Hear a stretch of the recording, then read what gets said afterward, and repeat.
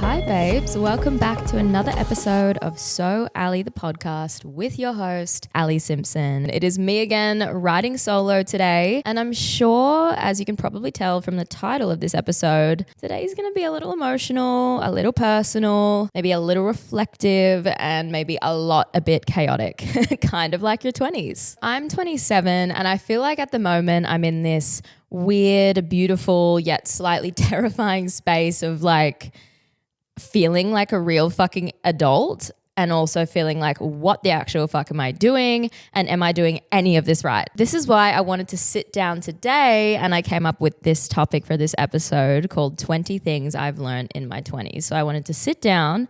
I've actually poured myself a glass of Prosecco. I could say cheers. Let's see if this works. Cheers, guys. If you are sitting down watching this, pour yourself a glass and sit down with me because this one's going to be good. And honestly, in my 20s, I have been through it, as I'm sure you have too if you're my age, if you're 27 and watching this and can relate to me in any way. I just feel like this phase of life, when you're in your 20s, it's like the extremes of emotions and the extremes of life. It's like the biggest highs, the biggest lows, the hardest heartbreaks, the career pivots, the identity crisis, the late night panic Googling. If you're anything like me, I'm a professional at that. My late night panic Googling probably consists of questions like, how do I adult? Am I adulting? Or how do I make friends as an adult? How do I stop overthinking everything literally ever? Am I supposed to have a 5-year plan? Do I need to cancel my Netflix subscription so I can afford therapy? I don't know. This is what my Google history probably looks like, or my chat with ChatGPT. I would rather die than have my chat search released. You know, these are like the usual 20s stuff. But I'm 27. I'm nearing 30 and it kind of doesn't really feel real. I swear to God, I think that I have felt 22 for the last 5 years. Like, I'm genuinely convinced I've been stuck in a time warp for the last 5 years. But you know, everyone's timeline looks different and mine is different to a lot of my friends, and that's okay. This definitely isn't some perfect list of advice or a how-to guide for life. It's just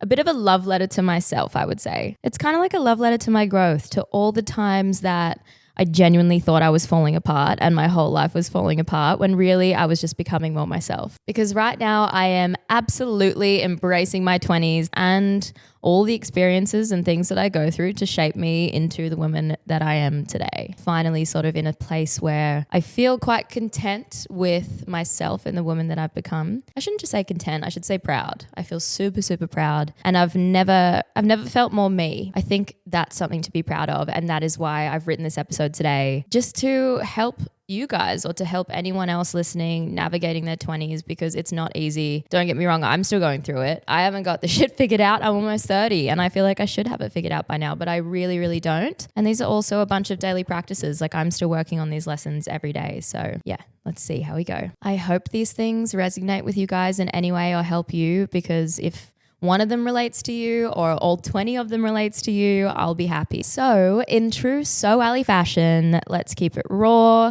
lighthearted, funny, but most definitely real. I think if we start with 10 and then do the next 10 next week, then I'm not going to feel like your fucking uni lecturer. I don't want you guys drowning in my voice. So I thought I could split it into 2. So let's get into my first 10 things that I have learnt in my 20s. Number 1 is definitely one of my favorites. So number 1 is stop caring what people think, because no one cares as much as you think. And I don't know if any of you are the same, but I used to be the kind of person that would walk into a room, and if there was someone looking at me, I would think, what's wrong? Have I got something on my face? Do they not like my hair? Do they not like me? Why are they staring? And you always think of the worst. And that was what I used to do. I used to think if someone was looking at me, I would make it negative in my brain. And I don't know why we do this as humans, because that table of people could very easily be looking at me thinking, oh, wow, I like her dress, or she looks great, or, you know, I've got a big smile on my face, you know, anything like that. So it's interesting that us as humans always jump to the negative. Like, why are they looking? They must be looking at me for negative reasons, when literally, and what I've learned over time and majority of the time, they're looking at you for positive reasons. So whenever I get in my own head, and all these times that I go out with friends or I'm out on my own, I've always been proved different. Like, for instance, I went out to a bar with some friends, it was like 2 weeks ago, and I walked in and there was a table of girls like in the back of the bar. And when I walked in, I saw them all sort of like looking at me and kind of whispering and things like that. And in my own head, I jumped and like got anxious and like socially weird. And I'm like, what are they looking at? And I went to the bathroom probably an hour later. Like, I sat down with my friends and they were over the other side of the restaurant. And I went to the bathroom and then I was washing my hands, and the girls, there was 3 of them in the bathroom, and they came up to me. They like came out of the cubicles and like were washing their hands too. And they all came up to me and they said, we just wanted to tell you how much we loved your suit, and you look incredible in a suit and you're rocking it and you own the room. And I was just like, what? I was like, babe, oh my God, like I totally thought you were like looking at me for all the wrong reasons and I was overthinking it. And they're like, no, like genuinely, we just love your suit. Where'd you get it? You're beautiful. And I was like, wow, it just shows what the human brain does in those circumstances, which is just bloody wild. And I know I totally just got off track there, and that's not really like, don't worry about what people think, but it's more of like having that mentality when you walk into a room, like don't assume the worst, because it's usually good. It's one of those things too, like if you overthink an encounter you have with someone, I know we all do it, like you lay awake at night and you either were speaking to a guy or a girl and you're like, why did I say that? Did I say that wrong? Did I look weird? Did it come out wrong? I guarantee you that the person that you're talking to is probably also so worried about themselves and what they're saying and what they're doing that they are not noticing your awkward encounter. Or if you felt it was awkward, they're not worrying about you. And I swear to you, they're not thinking about what you did because they're probably overthinking what they did, if you know what I mean. So it's a very like weird, like cycle we're all in, because we're all in our own heads. But if we just start to walk into rooms and embrace who we are and meet new people and let our guards fall away and our insecurities fall away, then we'll all be our best self. I always think most people are too caught up in their own insecurities to be paying any attention to yours. This is something that I thought about when I was writing this episode. Honestly, most people are just scrolling, not scrutinizing, they're not judging you. So post the thing, wear the damn outfits, start the project. If it's your passion and it's what you love, fucking do it, because most people like forget about half the shit they see online anyway. So if it makes you happy, do it. On to the next lesson, number 2. You and your friends will change, and that is okay. I swear to God, I had so many more friends at the beginning of my 20s. Like I was the major social butterfly. I had my feet in every friend group. I was friends with everyone, and that was amazing at the time. But now that I'm 27, it's interesting because I feel like I could probably only count my closest circle on one hand. And with time and age, you come to realize that that is a good thing, not a bad thing. So what I've learned is that not all friendships are meant to last a lifetime, but that doesn't make them any less meaningful, because I've had friends that were perfect for that time in my life that I'm no longer friends with anymore, and it's like, I said it in one of my last podcasts that, people come into your life for a reason, season, or a lifetime. And I have been through many friends, and that, it's really upset me about some friends that I've lost over the years. And is there a fly flying around me? Sorry, I hate bugs.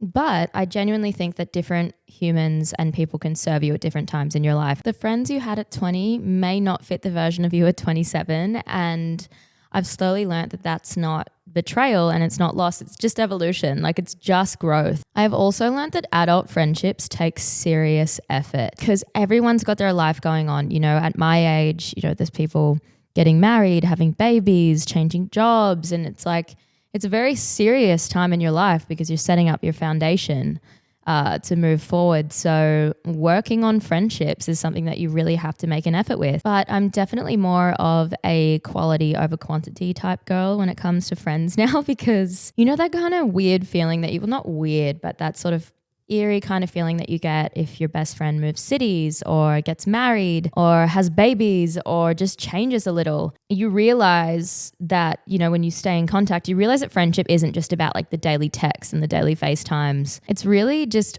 all about mutual respect and love, even if it's from afar. because I have friends that are in different cities or across the country or across the globe. And then you may not talk for a month or two at a time. And when you come back together, it's like nothing changes. So for me, I treasure those friendships so much because to me, that feels really real. And I've also learned that some friendships sort of fade quietly and not dramatically all at once. Like maybe something didn't happen between you guys, but it just is a slow sort of drift. And that kind of does hurt over time. But you've also got to remind yourself that that is just part of growing up. And if you have those real friends and that handful of real friends, like the real ones grow with you. And circling back to the lesson, it's you and your friends will change, and that is okay. Sometimes the kindest thing you can do for someone is let them change and let yourself change too. Let's move on to lesson number 3. This one is so important and something that I've only been practicing more so later in life. But saying no. Saying no is one of the most powerful things you can do. You can be a good person and still say no. So this is something that I've definitely had to practice later in my 20s because I feel like I've always been a bit of a people pleaser. I will put myself out there and put myself on the line to make sure that someone that I'm talking to, a friend, a relationship, or family, I will always make sure that they aren't the ones that end up hurt. Like I never want anyone to be sad or get hurt. I'm the kind of person that literally cries if I see someone start crying. So for me, I would always put others first, you know, if I had to say yes to things, even if that meant I was the one getting hurt. So I had some thoughts on this one, and these are kind of like some mantras that I have been practicing lately. Saying no doesn't make you difficult, it makes you honest. You can't set yourself on fire to keep everyone else warm. Remember, every yes costs you something, so make sure it's worth the price. You also have to remember that no is not just a word, it's a full sentence. No, period. It's a full sentence, and you have to remind yourself that it is okay to say no. It is okay to put yourself first. Because in my late 20s, learning to say no has changed my peace. It's like it's protected it in many ways. So you don't owe anyone an explanation, an apology, or a long essay about why you're saying no. Just say no. I have definitely felt very rewarded lately at times that I've said no to things that the old Ali would have said yes to, things that didn't serve me, things that I didn't want to do just to make others happy. And honestly, the benefits of doing it is amazing. So I am highly encouraging this lesson. I think for me, at first, saying no felt super uncomfortable and it made me feel kind of icky. And I'm like, what am I doing? But I think eventually it starts to feel like freedom. Like I feel so much more free if I'm like sitting at home and, you know, a group of people want me to go out on a Saturday night and I feel shitty and I'm in my sweatpants and I don't want to do anything and I just want to sit at home and watch Netflix and cry and have a wine, then do that. Like literally do that. You don't have to do anything you don't want to do. So it's super liberating when you're at home and you're like, God, I feel really good. I've made the right decision. I think my 20s have definitely taught me that the word no really is just like adult code for I do not have the emotional bandwidth for this. Like not happening. On to lesson number 4. Loving yourself is hard, but it is the most rewarding thing you can do for yourself and everyone around you. This one hits so hard because it has taken me literally years and years and years to start loving myself, to even begin to start loving myself. And right now I actually feel like I'm in a place where I really am starting to, and that's a really awesome feeling. But God, it's taken so long, and I think it comes with age, and I probably will feel better even when I move into my 30s. So that's something that I am very much looking forward to. Loving yourself isn't just like a flip of a switch. It's hard and it is a daily practice. You have to work on it like every single day. So I wrote down a few quotes about this one. This is really nice. How you love yourself is how you teach others to love you, which is so true because in many relationships that I've had, I didn't love myself at all. And that didn't serve the relationship at all. I don't think you can move into a healthy, happy relationship without fully accepting who you are and fully loving yourself, because how is that person supposed to love you if you don't love yourself? And I promise you it doesn't work. If you don't love yourself, the relationship will fail. So it is simple. How you love yourself is how you teach others to love you. So when we start talking about self-love, and working on self-love. Self-love isn't just bubble baths and face masks and a glass of wine and affirmations and blah, blah, blah. I think it's more about like accountability and grace. I think some really strong forms of self-love is forgiving yourself for some choices that you made when you didn't know better. I beat myself up all the time over choices I've made and decisions I've made and things I've done. But that negative self-talk isn't going to get you anywhere. So I think the best form of self-love is forgiving yourself for doing things that you might regret or doing things that you wish you could change or saying things or situations that you may have handled in a way that you didn't really love. Really finding peace within yourself and practicing intense self-love is forgiving yourself for those points. And I think loving yourself isn't just about feeling good.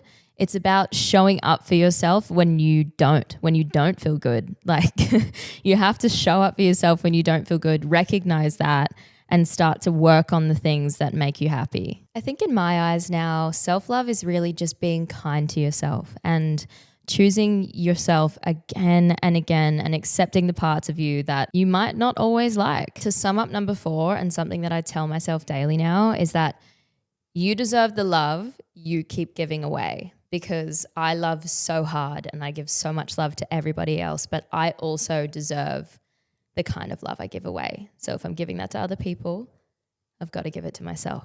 That's number 4, babes. Moving on. I will say, luckily, I'm only doing 10 in this episode, because if I was doing 20, you'd be like, Ali, shut up. Get out of my head and don't tell me what to do. Number 5. I like this one. Hard choices, easy life. Easy choices, hard life. If you're wondering what I'm referring to, it is health and wellness. It is major that you start looking after yourself now.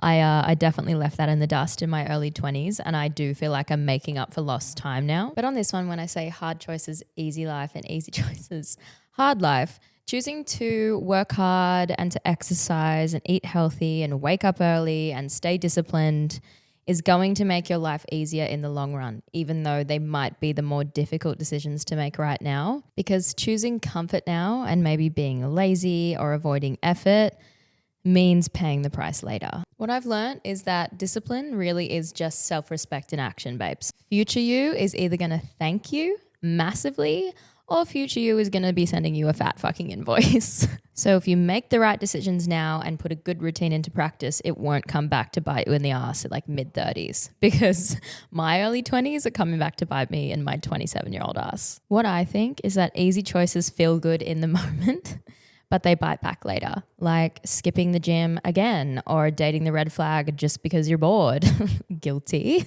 Or something as simple as avoiding the awkward conversation because you just don't want to have it. I've been there, done that with all of these things. I'm telling you right now, the hard choices pay off more in the long run. Ready for lesson number 6? Let's get into it. Confidence is built by doing more. And this is definitely one that it's taken me years and years and years and years to learn. But I read this online the other day and I saved it. But confidence is built by making more decisions. It's a paradox. People often avoid making decisions because they lack confidence.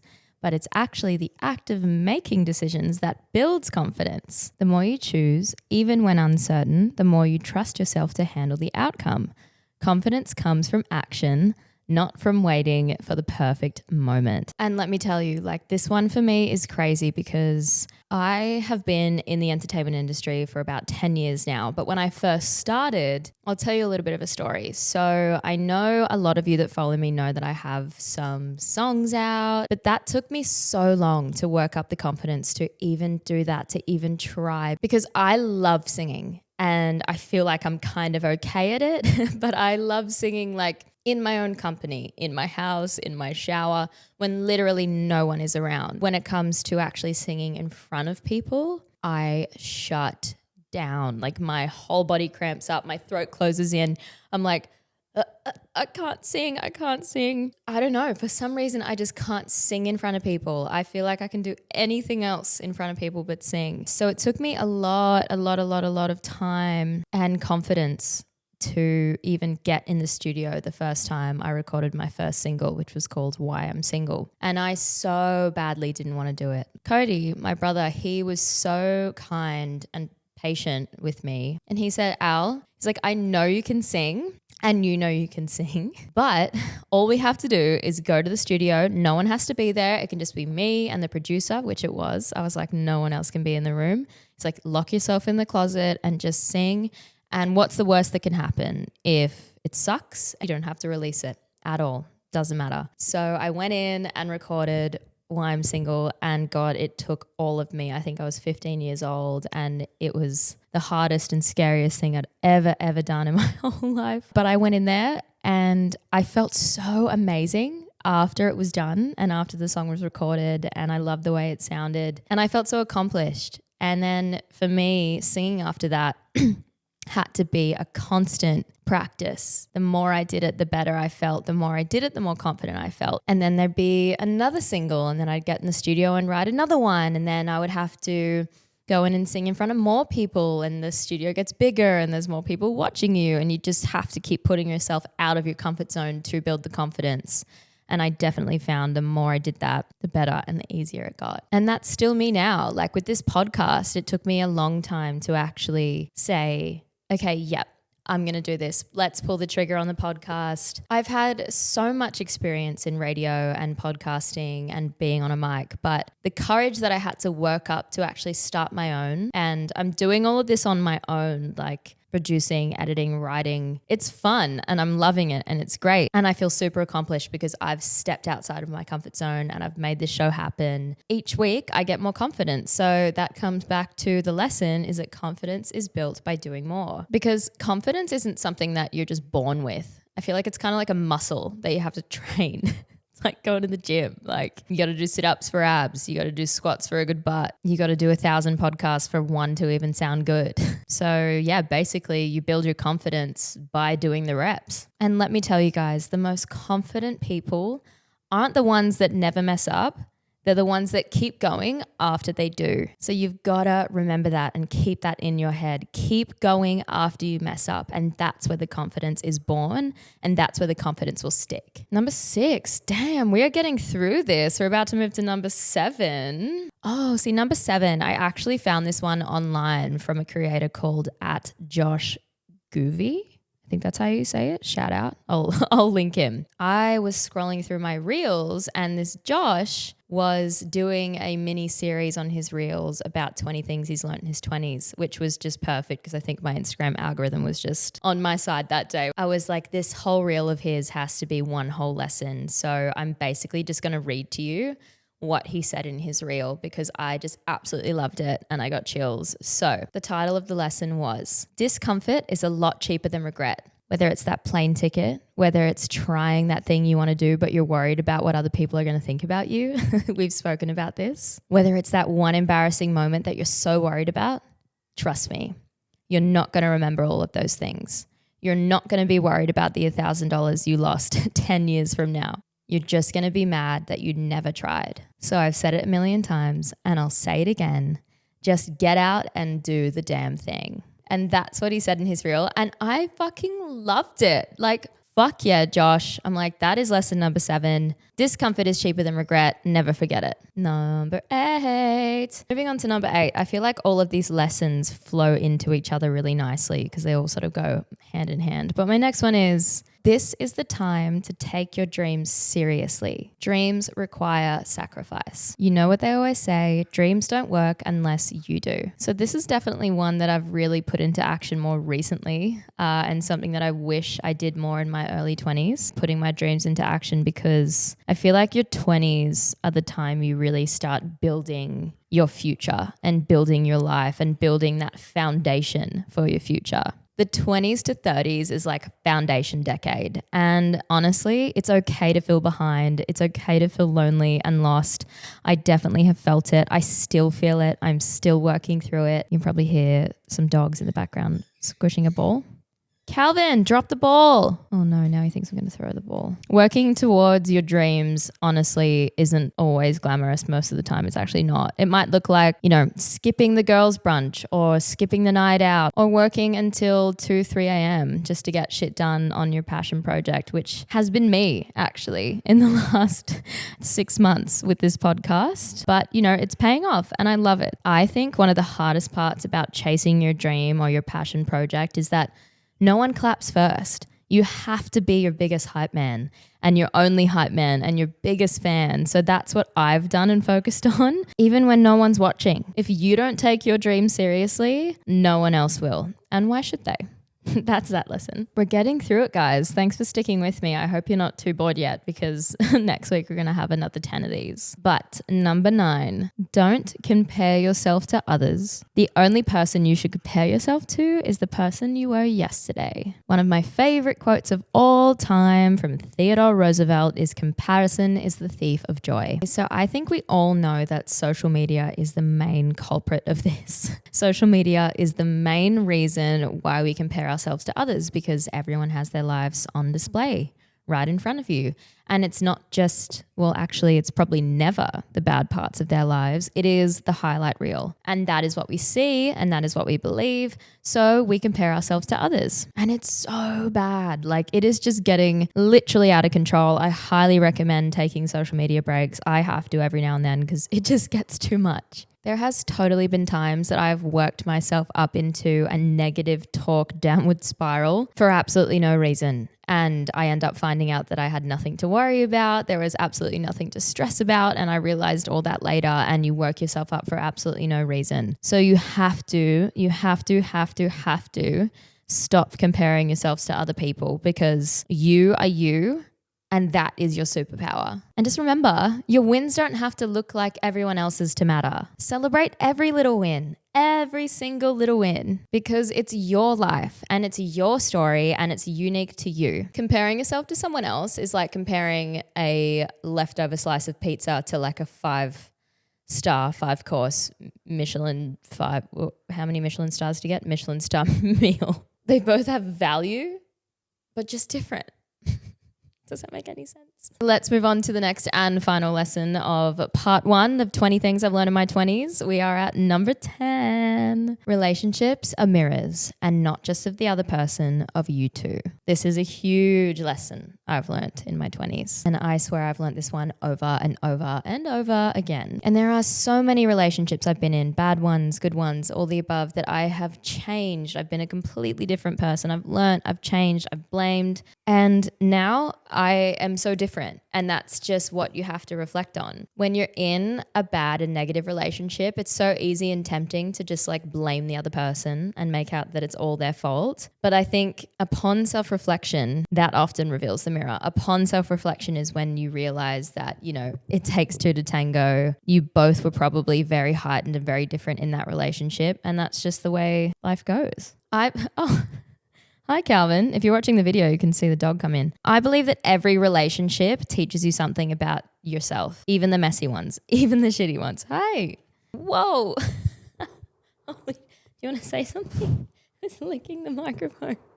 Oh, he wants to play ball. Yep, you're pissed at me, aren't you? And something that I truly believe in, the people you attract are a reflection of who you are. You love them or you learn from them. Recognizing your own growth over time changes the way you relate to others. At least that has been the case for me. So remember, relationships are mirrors of you too, not just the other person. Wasn't that a bit of a mic drop to end on?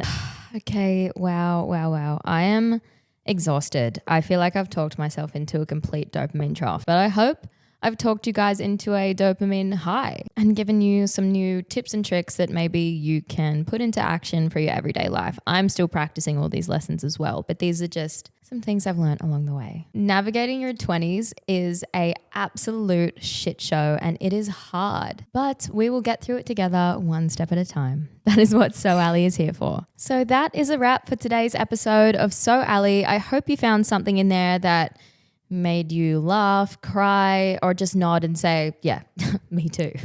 So next Thursday, we'll have plenty more laughs, lessons, and shit to talk about. Maybe a few cringeworthy stories also coming next Thursday in those lessons. But to wrap it up, I just want to say, if you like what you heard, send it to a friend. If you think that this video and this podcast can help anyone that's in their mid-20s, early 20s, late 20s that needs to hear these things, or you think it would just help, send it to them, share it, and follow all my podcast pages at So Ali Podcast on Instagram. And you can listen to this podcast wherever you get your podcasts, which you guys know because you've made it through this episode. I'm an idiot. So thank you for spending some time with me on this episode of So Ali and spending a little bit of your day or night with me. But just remember, your 20s are messy, beautiful, confusing, but the best thing about them is that they are entirely yours and your timeline is your own. Let's keep figuring it out together, babes. Until next time on So Ali. Bye.